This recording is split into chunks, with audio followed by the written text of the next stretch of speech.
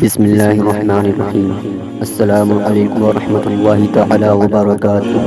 دوستو، میں امید کرتا ہوں آپ تمام تر حضرات خیر و عافیت سے ہوں گے اور آپ پر اللہ رب العزت کا احسان عظیم ہوگا۔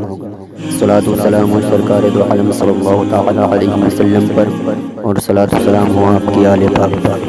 دوستو، آج کی اس ویڈیو میں ہم بات کریں گے کہ سود لینا کتنا بڑا گناہ ہے اور اس کے نقصانات کیا کیا ہیں۔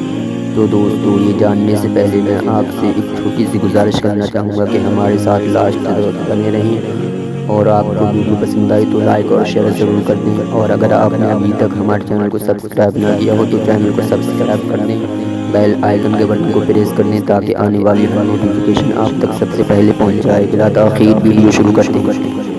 حدیث شریف میں حضرت جابر رضی اللہ تعالی عنہ فرمایا کہ حضور علیہ الصلوۃ والسلام نے سود لینے والوں اور سود دینے والوں اور سودی دستاویز لکھنے والوں اور اس کے گواہوں پر لعنت فرمائی ہے، اور فرمایا کہ وہ سب گناہ میں برابر کے شریک ہیں۔ اللہ اکبر۔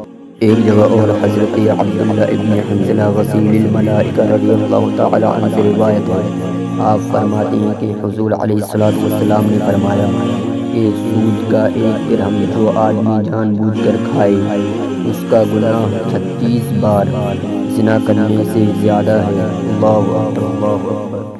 حضرت انس رضی اللہ تعالی عنہ نے کہا کہ حضور علیہ الصلوۃ والسلام نے فرمایا کہ جو شخص کسی کو قرض دے اور پھر قرض لینے والا اس کے پاس کوئی ہدیہ اور تحفہ یا سواری کے لیے کوئی جانور پیش کرے تو وہ اس سواری پر سوار نہ ہو اور اس کا ہدیہ اور تحفہ قبول نہ کرے، البتہ قرض دینے سے پہلے آپس میں اس قسم کا معاملہ ہوتا رہا تو کوئی حرج نہیں۔ دوستو، سود لینا قطعی حرام ہے اور اس کا منکر کافر ہے، اور حرام سمجھ کر سود لینے والا فاسق مردود الشہادہ ہے۔ تو دوستو، ہمیں چاہیے کہ ہم ان گناہوں سے بچیں، ان عادتوں کو اپنے سے دور رکھیں۔